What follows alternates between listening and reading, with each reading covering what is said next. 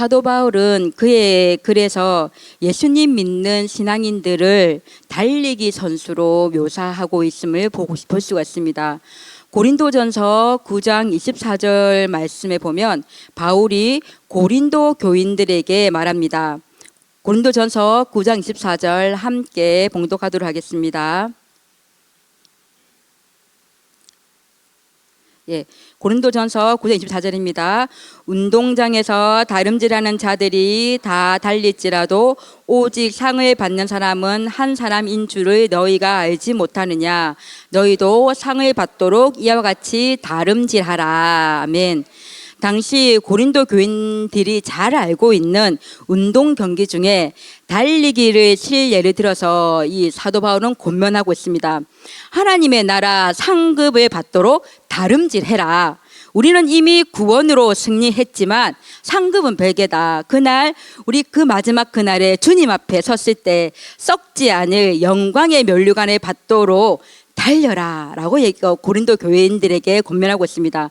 달리기 선수는 경기에 이기기 위해서 몇 개월 또 몇 년 동안 먹고 마시는 것을 포함해서 경기에 방해되고 해가 되는 것들을 절제합니다. 사도 바울은 이렇게 말합니다. 나도 그렇다. 복음을 위해 나 스스로를 절제한다. 복음을 전해서 그들이 구원을 받기 위해서 유대인들을 얻기 위해서 내가 유대인이 되고 이방인을 얻기 위해 내가 이방인이 된다. 연약한 사람을 얻기 위해 내가 연약한 자처럼 된다. 오직 그들의 구원을 위해 복음 전파를 위해 나 사도 바울 나 스스로 절제한다. 달리기 선수들도 썩을 상을 위해서 그렇게 훈련하고 절제하지 않냐.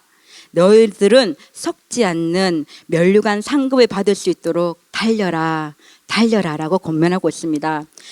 고린도 교회 교인들에게 권면한 것에 이어서 사도 바울은 자신도 경주자라고 고백합니다. 사도행전 20장 24절 말씀 함께 읽어보도록 하겠습니다. 사도행전 20장 24절 말씀입니다. 내가 달려갈 길과 주 예수께 받은 사명 곧 하나님의 은혜의 복음을 증언하는 일을 마치려 하면은 나의 생명조차 조금도 귀한 것으로 여기지 아니하노라. 아멘. 사울 큰 자 아닙니까? 큰 자에서 예수님 만나서 작은 자 바울이 된 그는 그의 일생 목표는 예수님을 통해서 나타나신 하나님의 은혜를 그 복음을 증거하는 것이었습니다. 이 사명을 위해서는 자신의 몸이나 생명도 조금도 그것이 문제가 되지 않았고요. 그리고 그 사명을 위해 달려가는 그를 경주자로 비유했으며 그는 경주를 끝까지 마쳤습니다. 우리도 고린도 교회 교인들과 마찬가지로 또 사도 바울과 마찬가지로 달리기 경주자입니다. 성도는 하늘나라에 썩지 아니하는 상, 영광스러운 면류관을 얻기 위하여 의의 면류관을 위하여 달리고 있습니다. 믿음으로 달리고 있습니다. 하나님이 각자 부르신 부르심의 그 상을 위해서 그리고 부르심의 사명을 위해서 믿음을 지키며 달리고 또 사도 바울처럼 자신을 절제하면서 달리고 자신의 생명을 조금도 귀한 것으로 여기지 않으며 달리고 또 달리는 경주자입니다. 우리 주님 다시 배울 날에 나의 아들 딸아 너 뭐 하고 왔니? 하고 부르실 때 주께서 부르신 그 부르심의 사명에 열심히 달렸습니다 라고 답해야 하지 않겠습니까? 그 기쁨 가운데 우리 주님 맞이하기 위해서라도요. 그러나 여러분 그 달리기가 어디 쉬운가요? 만만치가 않습니다. 우리 인생은 마라톤과 같은 장거리의 달리기이고 이 마라톤에서는 강한 몸과 정신력을 필요로 합니다. 마라톤에서 경주한 선수들은 뭐라고 합니까? 인간의 한계에 대한 도전이다. 이 마라톤은 너무 고통스러워서 중간에 포기하고 싶었다라고 말하기도 하죠. 이 세상은 죄가 가득하고 사탄은 이 땅 위에 권세를 잡고 있습니다. 이 땅 위에 질병의 문제는 참으로 만만치가 않습니다. 갑자기 찾아온 질병의 고통은 더더욱 만만치 않습니다.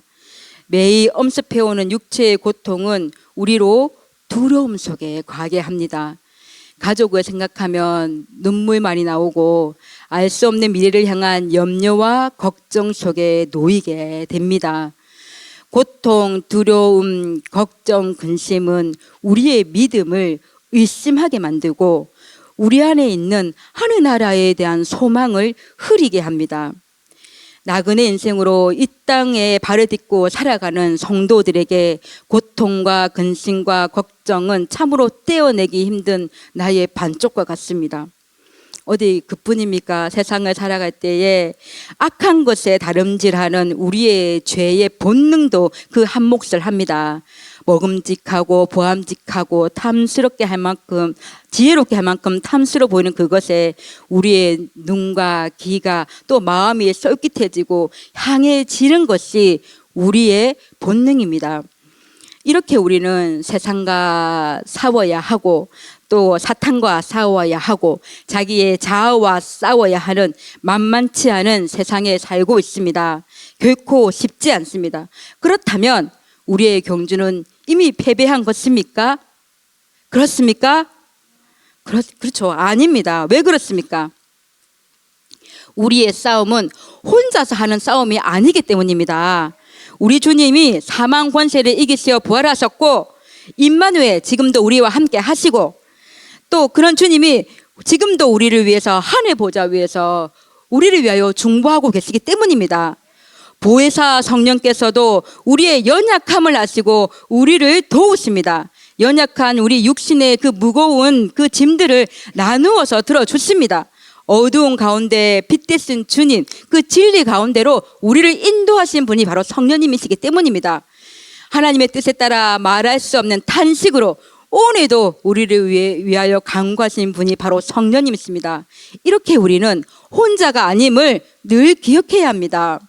히브리서 기자는 덧붙여서 믿음의 증인들을 생각하라, 믿음의 증인들을 기억하라라고 합니다. 1절 상반절에 이러므로 우리에게 구름같이 둘러싼 허다한 증인들이 있으니 우리의 앞과 뒤 또 옆 양옆으로 빽빽히 들어선 허다한 증인들이 있다고 합니다. 증인이 무엇입니까? 자신이 보고 만지고 경험한 것을 법정에서 사실대로 증명하는 사람입니다. 즉 하나님의 살아계심과 역사심을 직접 체험하고 증명하는 증인들이 있다. 어디 있나? 어디 있다고요? 나의 앞과 뒤와 옆 좌우에 빽빽히 있다는 것입니다. 여러분들은 믿음의 증인 하면 누가 생각났습니까? 그렇죠. 맞습니다. 12장의 앞장에도 여러분 말씀하신 분이 쫙 나오는데요. 11장에 수많은 믿음의 증인들이 기록되어 있습니다. 최초의 사람 아담, 그리고 그의 아들 아벨부터 노아, 아브라함, 이삭, 야곱, 요셉, 모세, 기생 라합, 기드온, 바락, 삼손, 입다, 다윗 및 사무엘과 선지자들 많이 있지 않습니까? 신앙의 경주를 하면서 죽음까지도 두려워하지 않은 믿음의 선구자들입니다. 그 중에서 저는 오늘 아브라함, 믿음의 아버지를 소개하고 싶습니다. 아브라함의 생애는 눈에 보이지 않는 것을 믿음으로 따라간 인생이었고 하나님께서는 이 믿음을 어렵게 여기셨습니다. 히브리서 11장 1절 말씀에 믿음은 바라는 것들의 실상이요 보이지 않는 것들의 증거니. 아멘. 무슨 말입니까? 믿음은 바라는 것들을 확신하는 것입니다. 지금 내 손에는 없는데 내가 바라는 것, 그것을 내가 지금 가진 것처럼 확신하는 것입니다. 없는데 있다. 나 지금 없는데 나는 믿음으로 있다. 이것은 논리적으로 이성적으로 합리적으로 이해되지가 않습니다. 그래서 믿음은 신비로운 것이고 이 믿음은 내 안에서 역사하시는 하나님이십니다. 믿음으로 확신하면 그것은 곧 현실이 되고 증거가 되고 실체가 된다. 아멘입니까? 아브라함이 하나님으로부터 부르심을 받았을 때에 하나님은 떠나라라고 하셨습니다. 고향과 친척과 아비 집을 떠나라. 내가 살고 있는 터전에서 떠나서 아는 사람도 없고 그곳에 무엇이 있을지, 가는 도중에 어떤 사람이 만날지, 어떤 사건이 있을지 가늠할 수 없는 그런 상황 속에서 떠나라 하셨을 때 아브라함은 믿음으로 순종했습니다. 갈 바를 알지 못한 이런 상황에서 지금 당장은 그 약속이 보이지 않습니다. 그러나 바라고 있었고 그 믿음이 실체가 되고 아브라함 인생 목적의 증거가 되어 아브라함은 순종으로 나아갔습니다. 고향 친척 조상에 떠나 하나님이 지시하신 땅으로 먼 길을 떠났습니다. 어찌 그것이 가능합니까? 믿음은 주께서 주신 약속을 바라고 확신하는 것이고 아브라함의 전생에는 바라고 확신했기에 떠날 수 있었습니다. 그의 사는 날에는 약속의 땅을 받지 못해서 천막으로 이동하며 나그네 삶을 살았습니다. 하나님의 약속이 이 땅에서는 성취되는 것을 그는 보지 못했지만 바라는 것을 확신하였고 계속적으로 외국인과 나그네로 살면서 자신의 참된 소망을 하늘나라에 두면서 살았습니다. 아브라함의 믿음은 모리아 산에서 외아들 이삭을 바치라는 하나님으로부터의 그 명령이 떨어졌을 때 그의 믿음은 더욱더 빛났습니다. 어떻게 믿음으로 아들을 바칠 수 있었을까요? 이는 하나님께서 먼저 약속하셨습니다. 너가 너의 몸에서 나오는 씨로 말미암아 너의 자손을 줄 것이다. 너는 열국의 그로 말미암아 너는 열국의 아비가 될 것이다. 약속하신 분이 하나님이셨고 그리고 이루어 주신 분도 하나님이셨습니다. 그런데 만약에 하나님께서 이삭을 바치라 하셔서 이삭이 만약에 제물로 바침으로 죽는다 하더라도 자신이 죽을 몸에서 태어나지 못할 아이를 태어나게 잉태하지 못하는 죽은 몸에서 이삭이 나게 하신 분이 하나님이시기에 그는 믿었습니다. 그 약속을 믿고 또 이삭이 죽는다 하더라도 그 죽는다 가운데서 또 일으키실 분이 바로 하나님이심을 그는 믿었기 때문에 이삭을 하나님께 드릴 수 있었습니다. 이처럼 믿음의 증인 아브라함은 우리에게 자신의 삶을 통해서 증언하고 있는 것입니다. 하나님은 우리에게 말씀을 통해서 약속하셨습니다. 지금 당장은 보이지 않는 것 같아도 우리는 어떻습니까? 바라고 믿을 때 그것이 실체가 되고 증거가 되는 것입니다. 믿음으로 나아갈 때 흔들릴 때도 있습니다. 어떻게 해야 합니까? 모든 사망 권세를 이기신 예수 그리스도의 이름으로 선포하며 나아가야 합니다. 예수 그리스도의 보혈의 능력을 의지하면서 선포하며 나아가야 합니다. 그 외에도 하늘에 소망을 두고 믿음으로 살다간 수많은 증인들을 우리들은 봅니다. 예수를 주로 고백하는 것만으로 핍박받고 고문당하고 목숨조차 위태로울 그때에 어떤 믿음의 성도는 더 나은 부활을 위하여 얻기 위해서 고문을 받았지만 풀려나는 것을 거절했습니다. 또 어떤 성도는 신앙을 지키기 위해 희롱과 채찍질을 당했고 결박과 옥에 갇혔습니다. 회개를 촉구하는 예레미야에게 유대인들은 돌로 그를 죽였죠. 이사야는 톱에 잘려 죽었고 어떤 이는 칼에 죽임을 당했습니다. 이 모든 사람들은 믿음으로 인정을 받았다고 히브리서 11장 39절에 나와 기록되어 있습니다. 자, 이제 우리들은 이 산 증인들의 산 체험들로 더욱 믿음의 힘을 얻어서 경주합니다. 동일한 하늘의 영광을 누리기 위를 소망하며 믿음의 경주를 합니다. 성도가 경주할 때 꼭 필요한 것이 있습니다. 12장 1절 하반절에 나와 있습니다. 모든 무거운 것과 얼매이기 쉬운 죄를 벗어버리고 인내로서 우리 앞에 당한 경주를 하며 아멘. 첫 번째는 무거운 것과 얼매이기 쉬운 죄를 벗어버려야 합니다. 달리기 경주자의 몸은 가벼워야 합니다. 고대 헬라의 그 조각들을 보면 이 달리기 경주자들은 머리와 수염까지도 깎고 시오라기 하나 거치지 않는 벌거벗은 몸으로 경기에 임합니다. 어찌 그런데 출렁거리는 목걸이를 차고 달고 치렁치렁한 팔찌를 메고 높은 하이를 신고 우리가 그 경주를 할 수 있겠습니까? 달리기에 방해된다면 아무리 값지고 비싸고 아름답게 보이는 것이라도 제쳐 놓아야 한다는 것입니다. 경주를 하는 나에게 무거운 짐은 무엇이겠습니까? 예수님께로 나아가는데 방해되는 장애물이 되는 무거운 생각과 무거운 마음들입니다. 하나님의 말씀과 약속을 의심하는 것도 됩니다. 아니, 그 능력을 믿지 않는 것이 무거운 짐입니다. 말씀이 더 이상 내 속에서 살아서 역사하시는 말씀이 아니고 말씀이 내 속에서 죽고 있는 것입니다. 그래서 말씀에 간격도 없고 그 간격도 사라지고 하나님께 이제는 더 이상 바라지도 않고 소망을 두지도 않는 것입니다. 그거는 무거운 짐입니다. 무거운 짐은 세상을 자랑하는 것입니다. 세상의 재물을 자랑하고 세상의 부를 자랑하고 세상의 자리에 집착하고, 야고보 사도는 세상과 친구 되는 것이 하나님과 원수 되는 것이라고 말했습니다. 세상을 자랑하면 더 이상 주님이 내 속에 들어갈 자리가 없는 것입니다. 무거운 짐은 또한 영적 나태입니다.